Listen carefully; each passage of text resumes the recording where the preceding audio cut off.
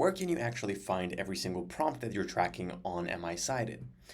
All you need to do is to go to the prompt section over here, and the bottom half of the screen is this tracked prompt section, where for us it says 129 prompts refreshed on schedule. So here on the list over here, we can see every single prompt that we are tracking.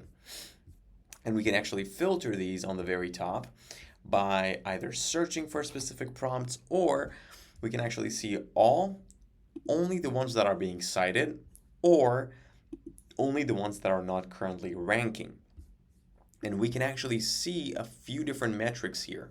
So the engines that were that use this specific source to cite were, for example, on this one Perplexity, on this one was Google AI Overviews, and we can see, okay, we had 3 different runs on this specific prompt, whereas we only had 1 here. So that means this prompt has only been refreshed once based on our schedule.